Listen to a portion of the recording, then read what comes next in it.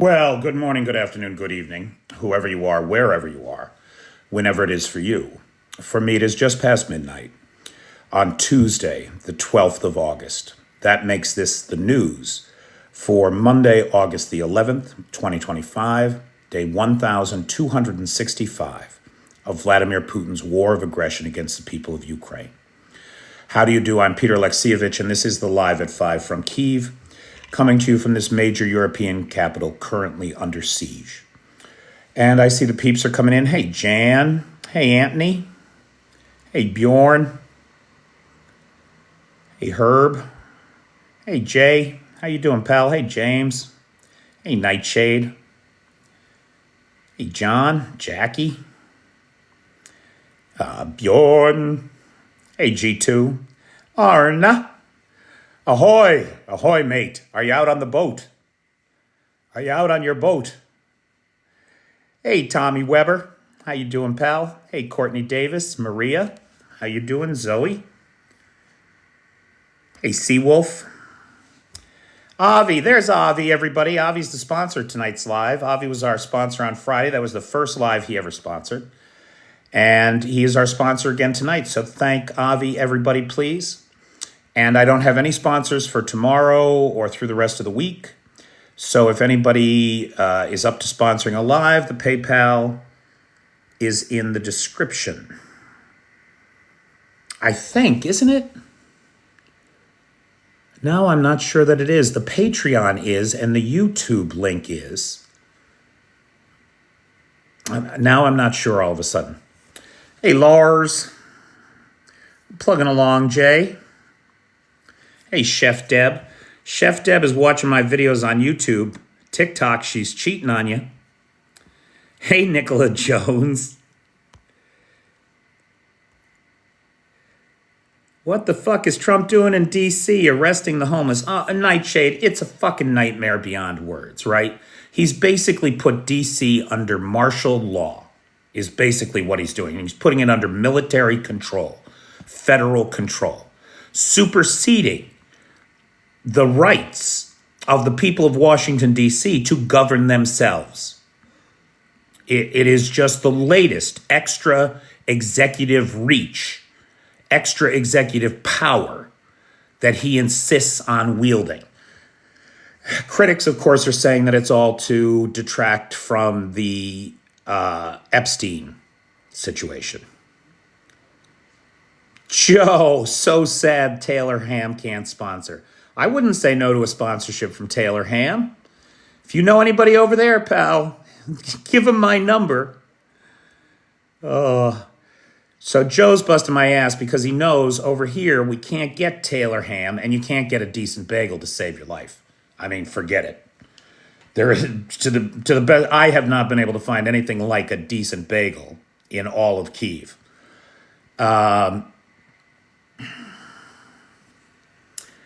So he's busted my ass because there is nothing in the world like a Taylor Ham, which is a kind of pork roll, a brand of pork roll sold in New Jersey. There is nothing in the world like a Taylor Ham, egg, and cheese sandwich on a fresh everything bagel from your favorite bagel shop. And that is a joy that I have not enjoyed in 2.5 years. I did have one, Joe. I don't know if I don't know if I ever told you this, but I did have one. I stopped in New York City for 2 days before my flight out of Newark to Ukraine. And one of the things I made a point of having was there's that TikTok diner on 34th. I want to say it's on 34th, right there by One Penn Plaza. No, I'm wrong. It's farther north. I think it's on 41st. But anyway, the TikTok diner in New York, I had a bacon, egg, and cheese. I had a Taylor Ham, egg, and cheese on an everything bagel with some French fries at the TikTok diner right before I left the city. Yeah. I mean, like literally from the hotel to the TikTok to Newark, you know. And then my buddy Travis who some of you know, Hacky Sack Trav. He drove my car back to Pennsylvania and saw it got sold for me and sent me the money. Good guy, good friend. And I would not be on TikTok without him. It is worth mentioning. Hey, Bobby, how you doing? The ribs came out okay. I was not happy. I made a few mistakes when I was cooking them, so they were okay. The Ukrainians love them because nobody here cooks with maple syrup, and these were maple syrup glazed baby back ribs. I mean, they really weren't bad. Yes, and we toasted marshmallows. Did everybody see that video? I thought that was a fun video to do, boy. That was really a lot of fun. All right, kids, let's talk about what's going on in the world, shall we? So, despite their protestations that Putin is ready for peace and can't wait to meet with Trump to settle the Ukraine affair on Friday, everything that he does says that is not so. So last night, of course, the Russians sent a bunch of drones at Ukraine. The Ukrainians knocked 83% of them out of the sky. And according to intelligence reports, Russia is accumulating forces, getting ready for new offensives. Not looking to slow things down at all. Nothing the Russians are doing would indicate that they are getting ready to back off. Hey, Neil Stephen. Now, regarding Friday's meeting between Putin and Trump in Alaska, the very first thing that I want to say to everybody here is I did a video urging Alaskans to protest, to buy Ukrainian flags, to surround the military base where Putin will be in a sea of yellow and blue, and get out there. For anybody here that knows anybody in Alaska, for anybody that's got friends, for anybody that's got relatives in Alaska, send them that video. Let's all get on the horn to our friends in Alaska and ask them to please protest this evil. The idea that this war criminal, genocidal lunatic who's got an arrest warrant out for him from the ICC would be welcome on American soil, that the so-called leader of the free world, right, which is currently being cosplayed by 300 pounds of dog shit and fake tan in a cheap suit, the leader of the free world would reach out and shake the hand of this murderous, rapacious son of a bitch is obscene. Now, of course, Trump's committing his own obscenities in D.C. and on the streets of California and in the swamps of Florida every fucking day.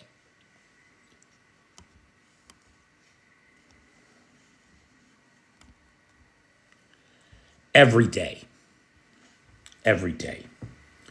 So my appeal to the Alaskans out there, particularly to one Jack on the Ketchikan Peninsula, is to do the right thing and stand up and have a voice and show your displeasure over the presence of this evil on our soil. And worse than that, the complicity that the American people are going to have in the genocide in Ukraine if we let Trump sell the Ukrainians out.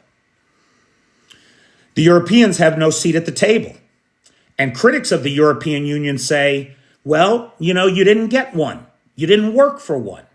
I heard lots of people who are pro-EU, pro-NATO, are saying NATO and Europe haven't done enough. They haven't earned the seat. If there were European troops in Kyiv, they would have a seat at the table. If the Europeans had pledged peacekeepers even, they would have a seat at the table. If they had closed the airspace over Ukraine, given us the no-fly zone that this country so desperately needs, they would have a seat at the table. But they haven't. They have flip-flopped, half measures, etc.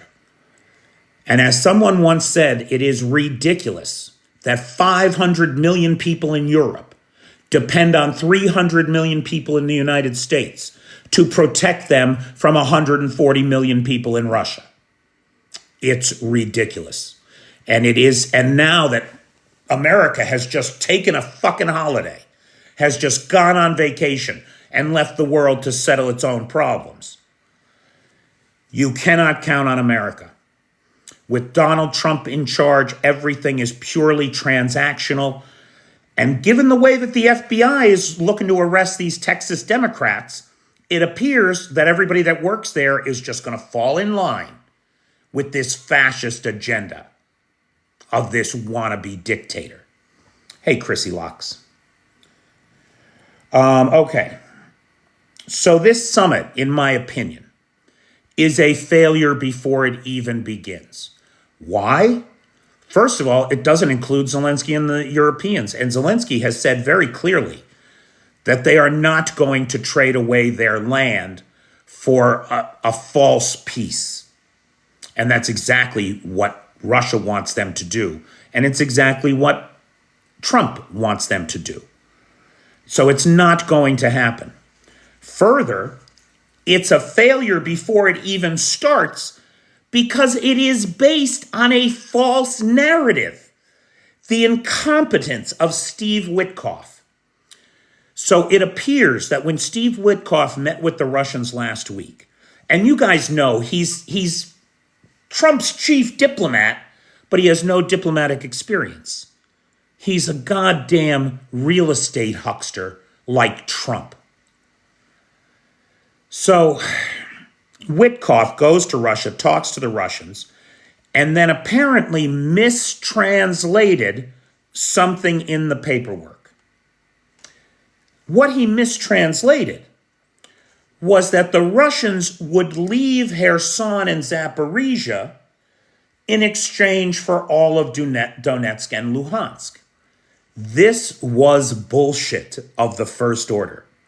What the Russians had said was that they would freeze the contact line where it was, and if the Ukrainians gave up the rest of Luhansk and Donetsk, right, the Russians control 90% of Luhansk, they control 74% of Donetsk.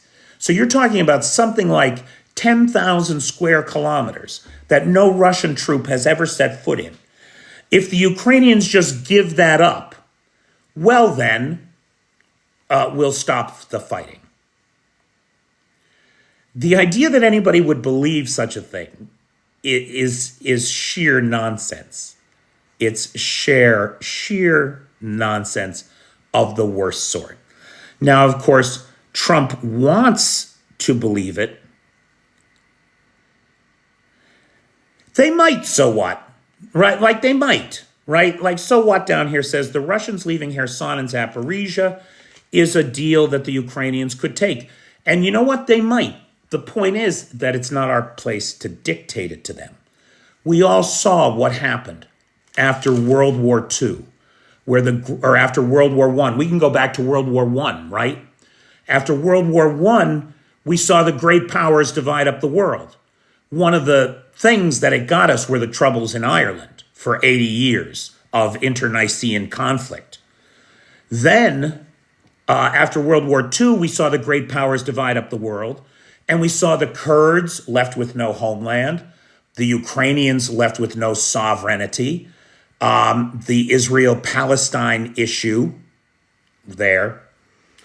Oh, I'm sorry, no, Ukraine was World War I. Sorry. So was the Kurds, actually. That was World War I, too. Sorry, I'm going too fast. So this idea that the great powers can sit in their ivory towers and tell the world how it's going to be has proven to be disastrous geopolitically. And the idea that Trump and Putin can dictate to the Ukrainians is nonsense of the first order. And one would think that Trump, after his failed neo-colonial exploitive minerals deal failed, and he finally got a pretty fair deal from the Ukrainians, given all of that, one would think that they would have learned that it can't be done. The Ukrainians are not going to suffer it at their hands. It's not going to happen. And so this so-called summit is a failure before it even begins. if it even happens at all. In Moscow, everybody knows Steve Rosenberg, the BBC news editor for the Russia desk in Moscow. He reported today that the Russian papers are making two major points about this meeting. The EU and Ukraine are being sidelined, that it's the great leader and dear leader Trump who are going to make all the decisions and dictate to the world how things will be. They're making that point. The other point that they are making is that if the meeting doesn't happen, right, Putin's already looking for ways to get out of it. If the meeting doesn't happen or does not result in peace, it's the EU and Ukraine that are at fault. And that's the narrative we're going to hear out of this thing. Izvestia is reporting EU and NATO will do anything they can to derail the meeting. That's a quote from Izvestia. Kommersant is reporting that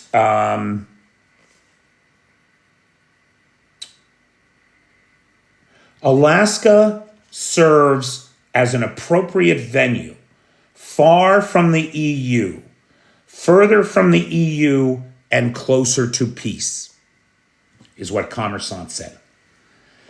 So this whole idea of a land swap gave away the game from the beginning. It's what Trump keeps doing, making concessions to the aggressor nation, rewarding them before you even sit down and have a negotiation. Given Trump's negotiating skills, it's not unlikely that Putin could leave Alaska with the deed to Alaska. He could absolutely sell us out, maybe in exchange for Greenland and Canada, because that's how these bastards think. J.D. Vance says that neither side will be happy with the deal, which, okay, fine. In a real peace negotiation where you have real compromise on both sides, it's true. In a real compromise, nobody's happy. But this is not a compromise they're talking about. They're talking about capitulation. They're talking about surrender to the aggressor. That's appeasement. They want peace in our time. They're just setting us up for World War III. Trump is playing into Putin's hands. We all know it, says Anthony Tommy Tom. And I think he's right. Somebody else said there, it's not a negotiation. It's not. Putin is not negotiating. He's dictating terms. Tomorrow, the EU foreign minister leadership has a special meeting to discuss the situation coming up on Friday. Meanwhile, Mark Rutte, General Secretary for NATO, said that weapons sales to Ukraine will continue. And in fact, Brussels just announced today a $1.6 billion interest payment from Russian frozen assets that will go into the fund for purchasing weapons for Ukraine. So that's good news for everybody who's on the right side of history. Now, I just wanted to recap. Bip, you made a comment on one of the videos that Russia had historic losses this weekend. And I wasn't sure exactly what you were talking about. But it did put me in mind of what a bad 2 weeks the Russians are having in their Navy. And so real quick, let's just go through how the Navy is doing. So the Russian Navy is having some bad times. The aircraft carrier Admiral Kutuzov has been scrapped, right? The only aircraft carrier that Russia has, finally put out to pasture. The latest and greatest tugboat in the fleet just about to be commissioned. So it's in St. Petersburg. They're putting the final touches on it, and it's about to go into service. Sunk for no apparent reason in the harbor. Yesterday it began listing to one side. By early this morning, it was right down on its side. No explanation has been given. Now, a lot of Russian ships have been sunk in ports in the last couple, say this year, let's say.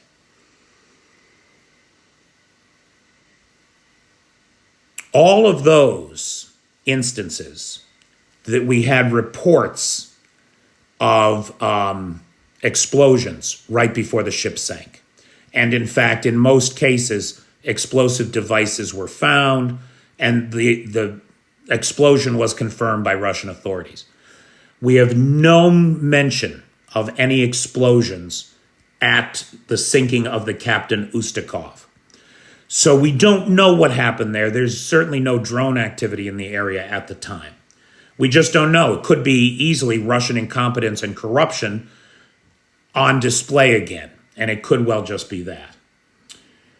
Satellite images show damage to Russia's two largest naval ports in the Pacific following the earthquake and tsunami out there last week. Now, one of the things that's interesting is since the tsunami, there has been no sign of any of the submarines. As we know, Russia's nuclear-powered and diesel-powered submarine fleet in the Pacific is homed to the base in Kamchatka. And since the earthquake, there is no sign of the subs. So we don't know what's happening with the subs. We just don't know. There's a lot of speculation that they're somewhere in for repairs, but we don't have evidence of that. What we have learned about last week's earthquake is that the entire Kamchatka Peninsula shifted 2 meters. Holy cow. I mean, just imagine, right, if, say, Cape Cod, right, all of Cape Cod had shifted 2 meters farther out to sea. Bridges would be off their moorings. Boat docks would be off their moorings. Structural integrity, the foundations of buildings, would be at risk. And apparently that is the case in Kamchatka. And so while it appears that on the surface, the damage to these military facilities is nominal, that may not be the case. There may be deep structural damage to everything that was up there. Time will tell. The plans for the latest and greatest nuclear submarine were leaked, and defense experts all over the place are saying that this is a major... This is not funny. It's so funny. It's not funny. It's not funny. It's very serious. It's very serious business. Are saying that this is a real blow. It means that the enemy, and right now everybody is Russia's enemy pretty much, can know how to disable that submarine. I have seen creators on here, and in fact, Helena Victoria brought it up today, that with the information they have, the Ukrainians could crack the nuclear codes and launch the missiles on the nukes, on the nuclear subs. That is not a thing, guys. That is not a thing. You hear anybody talking that bullshit, you should stop listening to them. To the best of my knowledge, all of the security around nuclear launch codes, including those of ours in the United States, were pre-digital, right? We weren't living in a digital world when they came up with these things. It's a lot of papers and pens and secret documents in sealed envelopes. And so the idea that by getting the plans to the sub, you could launch their nukes, to the best of my knowledge, is complete nonsense. And I have not heard a single knowledgeable analyst suggest that that was a threat in any way, or even comment on it. Nobody's mentioning it, except, clickbait jerks looking for the most dramatic thing they could say. Ukraine can launch their missiles. This is bullshit. This is not a real thing. So don't listen to anybody who's telling you that. Now, not only did we see the only aircraft carrier scrapped, the latest tugboat sink, satellite images showing real damage to the port infrastructure in the east, the nuclear sub plans released, the Navy Day celebrations canceled because of one Lutsk drone in the air over St. Petersburg the day before the parades. But additionally, what we are seeing is Russia's ability to project power in the world through its navy greatly diminished. Greatly diminished. So I thought it was worth going back, Bip, over that, because I thought that was, it's been, I wouldn't want to be, and not only did we see that, all of that, right? But we saw, and I don't want to use the word elite. I hate that word elite. I hate that word elite. Nobody's elite. But there are Russians in the military who are more competent than others. And certainly the Russian Marines, like American Marines, are tougher and harder and more disciplined and better fighters generally than the infantry, right? Like they're the professionals. And we saw a video of a Russian Marine in Donetsk drinking water out of a mud puddle in the street. That's how desperate they are in Donetsk for water. So it has been a bad couple weeks for the Russian Navy. That is for sure. Now, over the weekend, we saw, hey, Juanpa, are you in Ecuador? Where are you?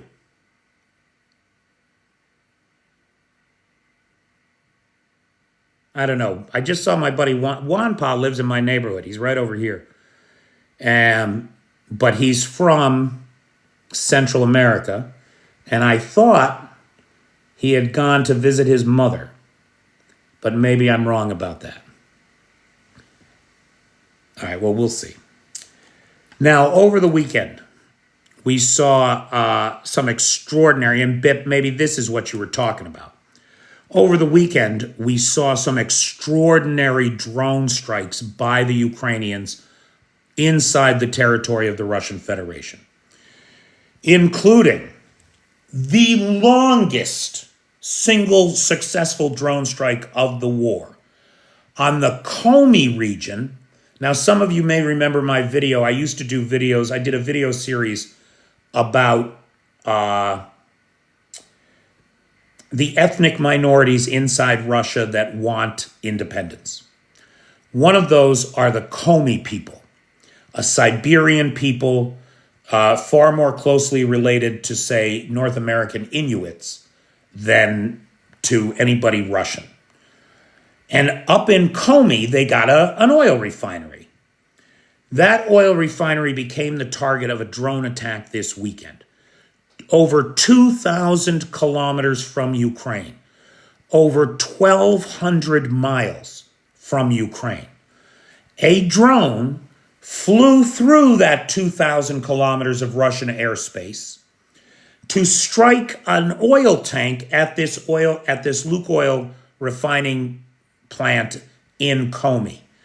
Now, that plant is a mid-sized plant. It refines about 7 million tons of oil a year into refined oil products. Now, curiously, so there are two things that are quite baffling and mysterious about this attack. The first is what drone was used, because we have video of the drone. And everybody looking at it says, oh, it's one of those Polish drones. But it can't be, because those drones only have a range of 80 kilometers. This is 2,000 kilometers. So was this drone launched from inside Russia? Was it launched just 80 miles from the plant? We don't know. Or was it not the drone everybody thinks it is, and it was a new Ukrainian long-distance drone that could do the 2,000 kilometers, right? Now, in terms of the strike on the oil refinery, it's very interesting to me. They hit one of those pretty big, 2,000 cubic meter oil tanks, right? The big oil tanks. But it didn't catch on fire. It sprung a leak. And when I say it sprung a leak, it wasn't oil that came out of the tank, it was water. Now, I looked this up because I didn't know if maybe there was some other clear, non-flammable liquid that gets stored in these tanks, or if there was some reason you would fill an oil tank with water. And apparently, it's very common practice to fill these tanks with water if you're testing them, stress testing them for leaks, or if you want to have water on hand for fire suppression. My guess is that this tank was filled with water because they wanted to have water on hand for fire suppression. So then the question becomes, did the Ukrainians know that there was a tank there filled with water for fire suppression? And did they target it because tomorrow they're going to target the oil tanks and they don't want the Russians to be able to put the fire out?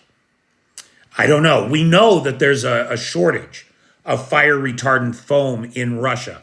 I can't imagine why, given the way that Russia's on fire every day. Just can't imagine why. So it's a bit of a mystery, the attack on that Komi oil depot.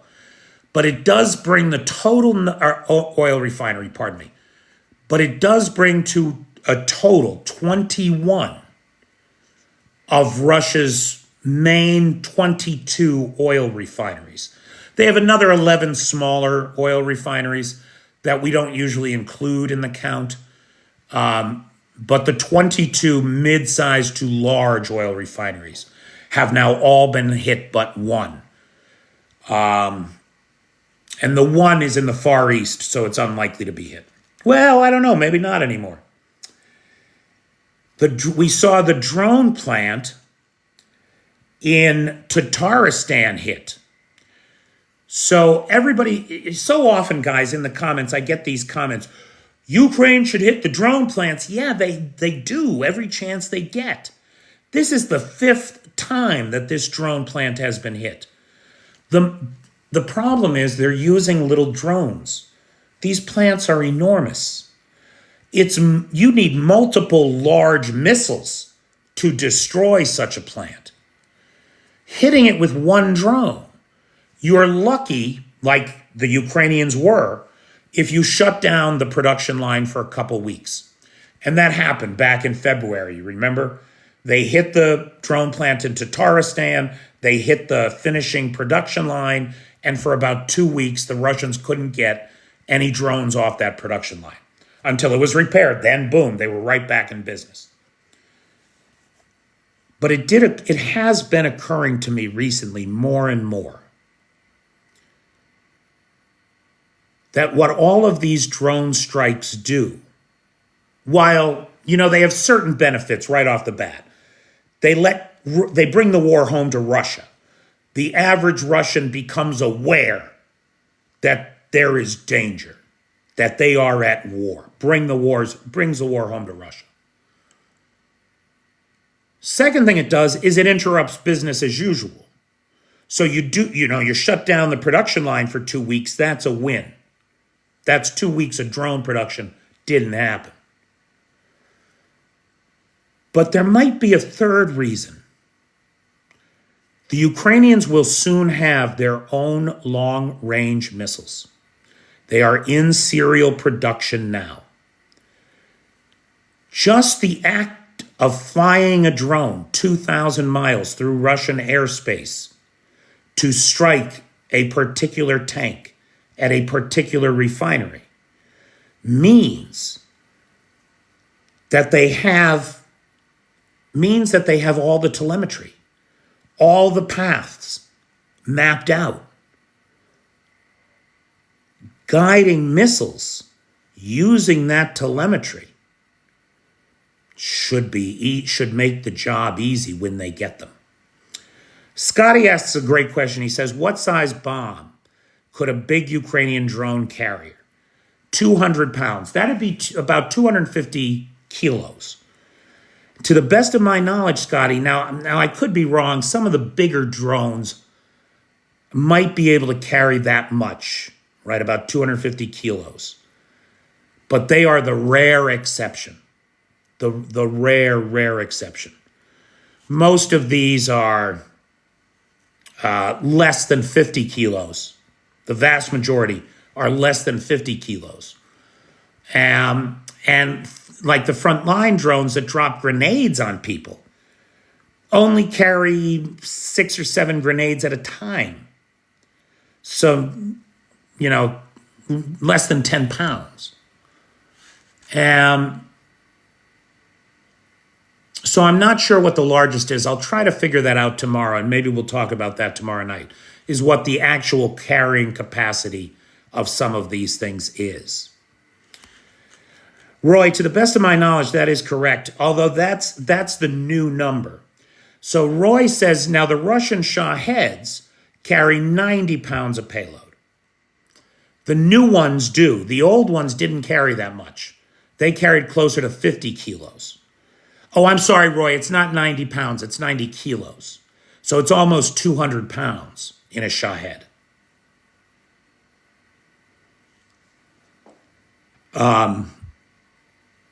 In the Shaheds today, the original Shaheds did not carry that kind of payload.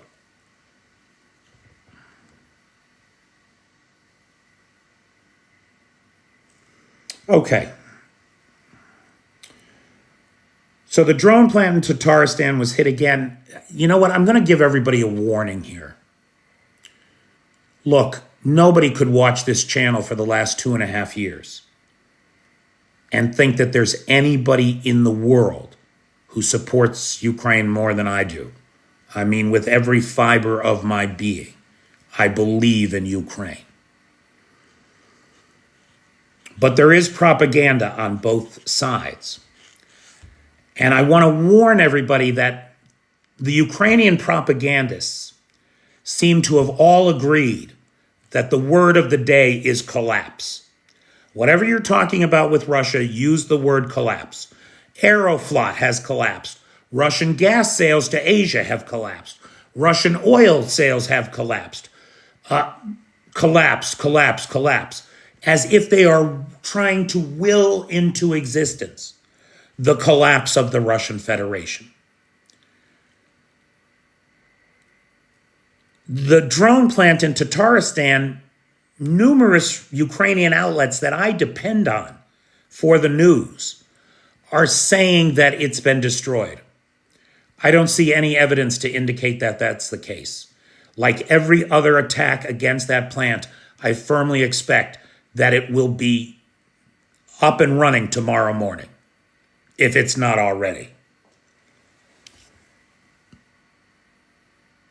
I'm all for willing into existence the collapse of Russia.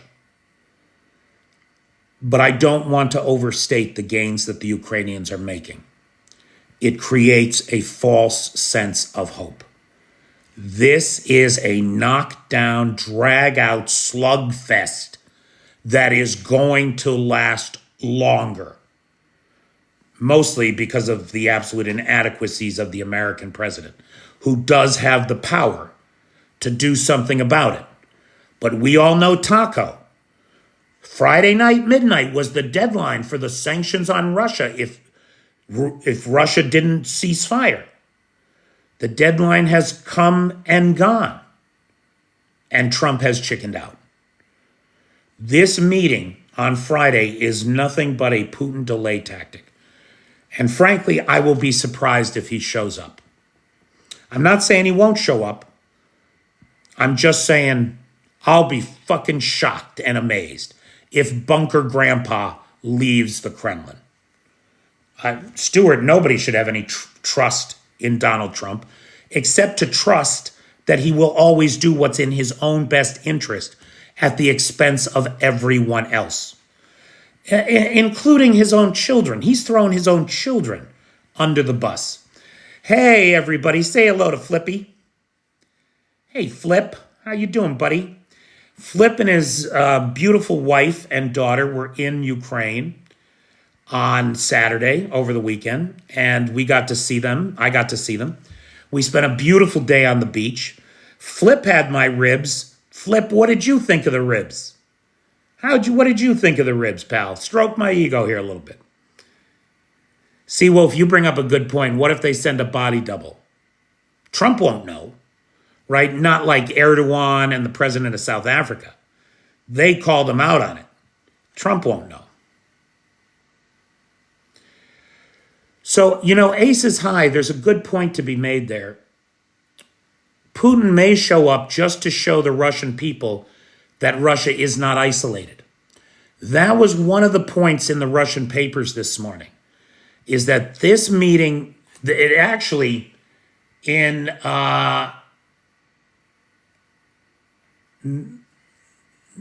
not going to get it right, but it's something like Novoskaya Gazeta. They wrote, Trump and Putin meeting? What isolation? Right? Meaning that Russia's still a main player on the world stage. If Putin shows up on Friday, it'll be one of his body doubles, not the actual Putin. Could be. Mike Kelly, Flip did eat your ribs. You're not wrong about that.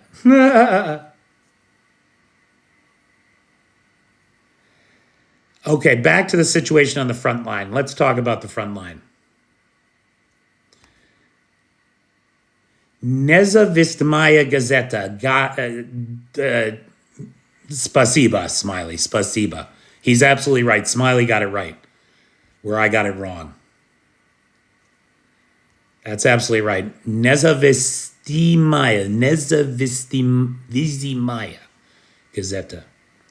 It was a wonderful day at the beach. Yes, it was, dude. It was great to see you, pal. Okay, now... Oh, maybe I'll tell the story of the Moldovan gypsies in a minute here. Hang on. We got two more drone hits before we do the front line. The Tactical Missile Company, which is a state-owned business that makes, you can imagine, missiles. One of their plants in Nizhny Novgorod, the Azerosis, something like that, which makes gyroscopes, guidance systems for the KH-32 and 101 missiles.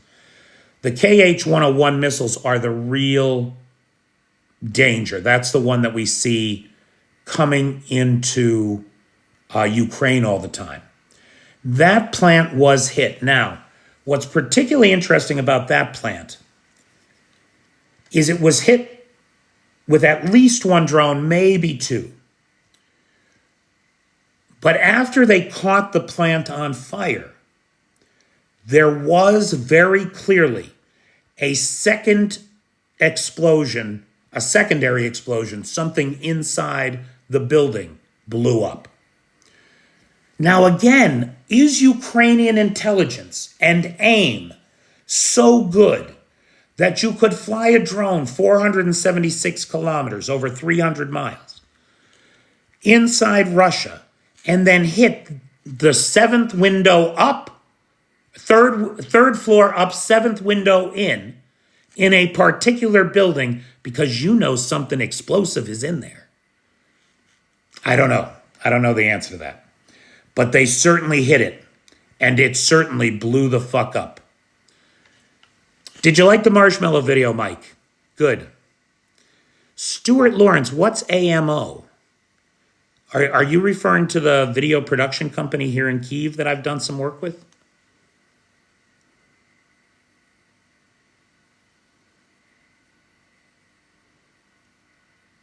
Ace is high. They are pros. There's no weapons. What kind of a weapon is AMO? Oh, do you mean ammo? Do you mean ammo?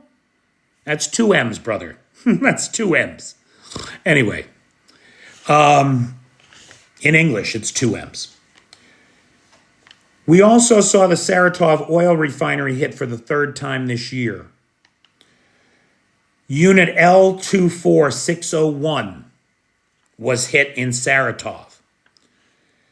That's the hydro treatment facility. Now, here's the thing. You can't make diesel fuel without the hydro treatment facility. Doesn't happen. So if Ukraine destroyed the hydro treatment facility at Saratov, there will be no diesel fuel coming out of there until it's rebuilt. Now dig it. The beauty of this is that Ukraine destroyed the hydro treatment facility at the Saratov oil refinery back in January. It's likely that they spent the last 6 months fixing it. And now Ukraine blew it up again. I enjoy that so much. When the Russians spend their time and energy fixing something the Ukrainians blew up, like that bridge in Donetsk, right? There was a rail bridge in Donetsk. Ukrainians blew it up. The Russians fixed it. Ukrainians blew it up again. Heroam slava, Michelle. Heroam slava. Now, onto the front line. Somebody asked before about Pokrovsk. The Russians, we wouldn't call it a breakthrough because a breakthrough can be exploited. This is not a breakthrough. The Russians northeast of Pokrovsk found or created a weakness in the Ukrainian defensive line and have pushed forward about 2 kilometers in the wrong direction. I mean, it's completely away from Pokrovsk. It's hysterical to me. So there's a thrust. If you look on the maps, you'll see a new gray zone appear. It's about 2 kilometers long, but it's very thin, very open to a flank attack. And that's the only change on the map today, over the entire weekend. 3,000 Russian losses in the last 3 days, and no real change to the map anywhere. Instead,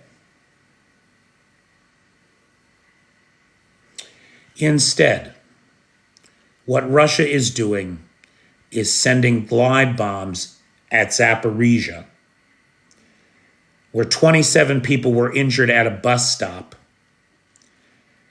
and another dozen or so were injured at a university.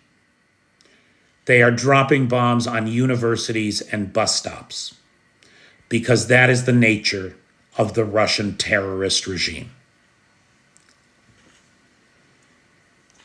It's a tough slog out here. In Belgorod, well, I shouldn't say that. We should put it this way. The Ukrainian Military Intelligence Directorate released audio tape of what they claim is a Russian civilian in Belgorod calling up the local FSB to complain. And what she was complaining about, she wanted to express her outrage that a Russian bomb hit a vegetable garden in a civilian area of Belgorod. So, as we have seen over and over and over again, as Russian fighter jets approach the contact line to release their payload, if they catch wind of air defense, if somebody gets a target lock on them, if they see a plane on radar, they will often just dump their ordnance wherever they happen to be and scoot home, saying, mission accomplished. Well, that appears to be the case with this Belgorod incident. And locals called up expressing their dismay that this had gone on. Now, this should tell you just how uninformed the Russian people are. Because this very incident, Russian planes dropping Russian bombs on Russian civilian targets, has happened 100 times this year. Since January 1st. On 100 separate documented occasions, the Russians have dropped, either because of hardware malfunctions, hardpoint failure, or a Russian pilot scooting home to avoid their own mortality.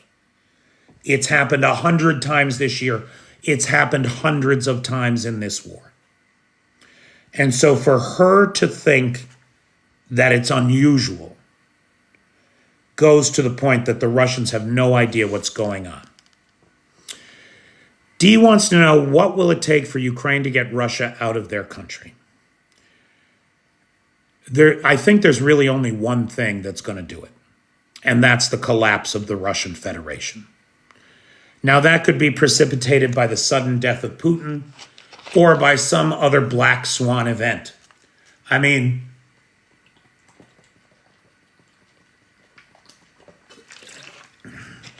to get to Alaska, Putin's going to have to fly over the Bering Straits.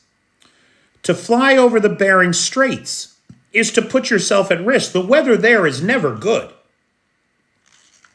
Warm air welling up from the south can create terrible storms in the summer right there, where the two continents are separated by only 85 kilometers. Less than the distance from Moscow to Tver. Right, that's where Prigozhin's plane came down.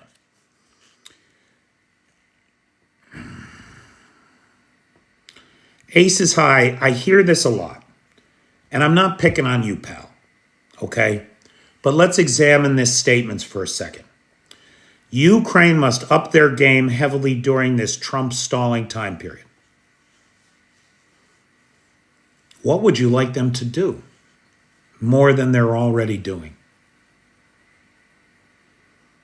This is a country that had no functional Navy or Air Force, really, at the start of this war. This is a country that in 2014, when the Russians first invaded Crimea, had no real standing army. No weapons. No anti-tank rockets. No tanks. Well, some tanks, Soviet tanks. I mean, the Ukrainians have done so much for so long with so little. What exactly more do you think they can do without help from the rest of us? So again, I'm not picking on you, pal. I see that kind of comment a lot. They're doing everything they can to cut logistics. They need more weapons. They need bigger weapons.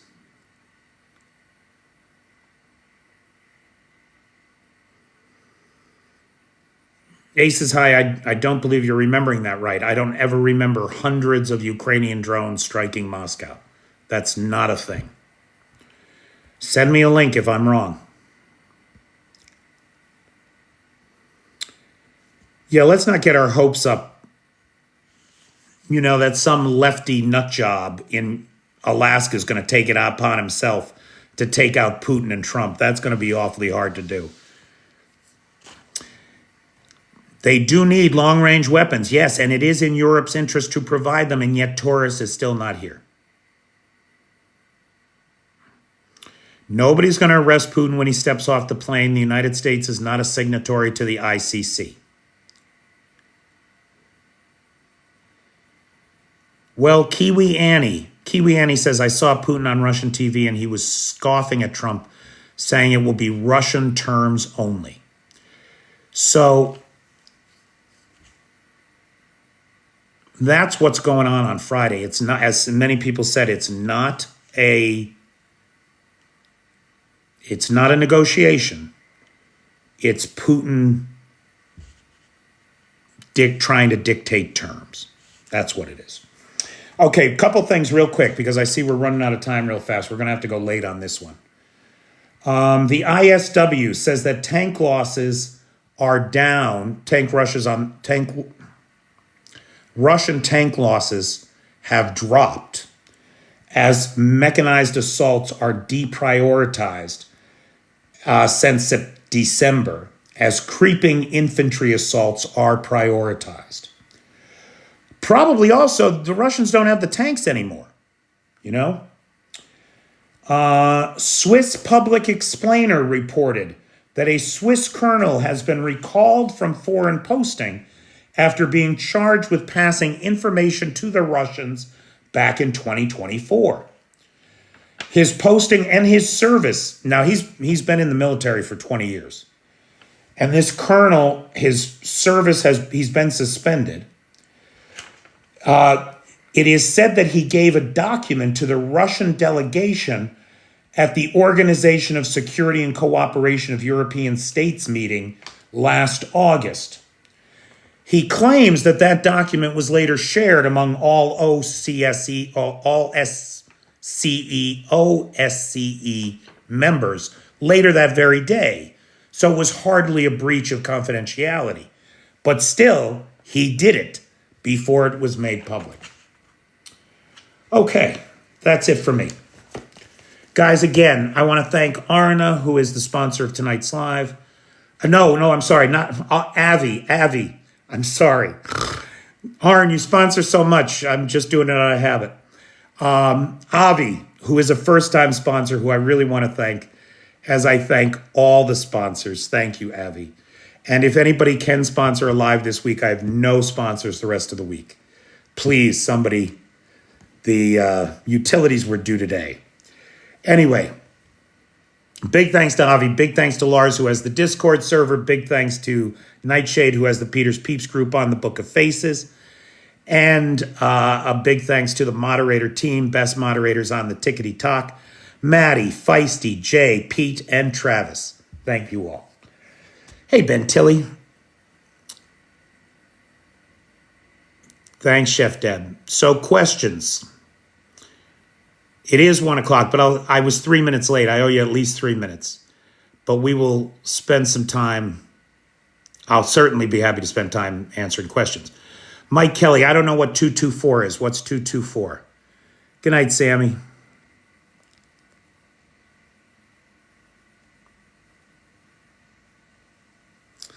Thanks, Zoe. If everybody here could just please, if you know anybody in Alaska, send them the link to my Alaska plea video, please, to go out and protest the obscenity that is this visit by this genocidal lunatic and our rolling out the red carpet for him, which is an obscenity I can't even stomach. Okay, I'll tell the Moldovan gypsy story in a minute. Kursk is a tough scene, although the fight for Tetkino goes on, and it's my understanding that the Ukrainians liberated a small village on the Ukrainian side of the border that the Russians had been in. So Flip and his family were in Kyiv, and I saw them off at the train station. Now, they didn't see most of this, but I saw it all. There were these Moldovan gypsies, and the guy was drunk, and he was picking a fight with the cops. And it was the most extraordinary thing I ever saw. He's yelling at the cops. I believe he was cursing at the cops. It's hard for me to tell.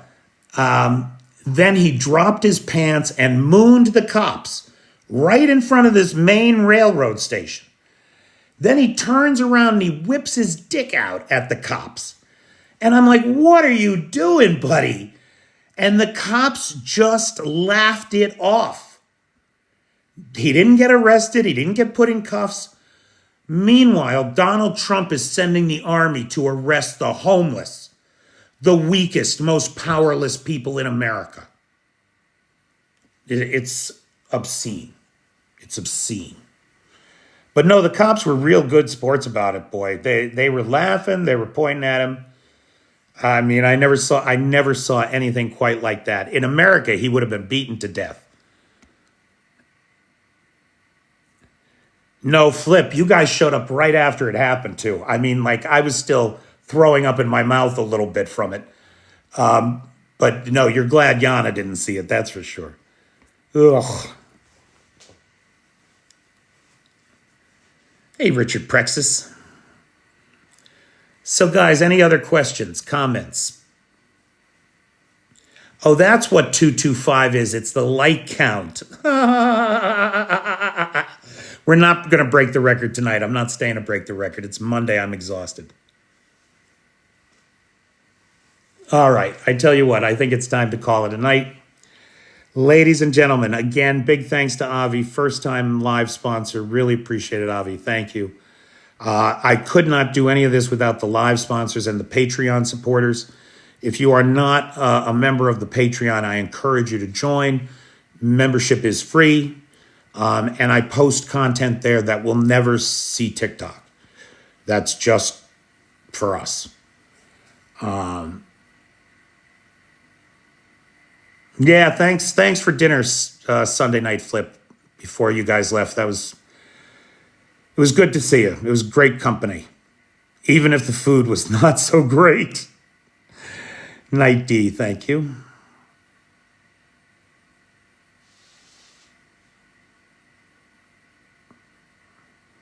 You think that's what it is, Mike Kelly? You think he's afraid of the Iranians? I don't think so. I think he's just a piece of shit. Night, Joe. Trying to distract from the Epstein thing. I do not understand why this man is not in jail. The fact that he's not is a violation of everything we're supposed to believe in the United States. Flip, it's funny. I hate to say it, but we should have gone to McDonald's. We just should have. Lilia she was right. We should have gone to McDonald's. Thanks, Flip. All right, kids. Make it a great day. See you tomorrow.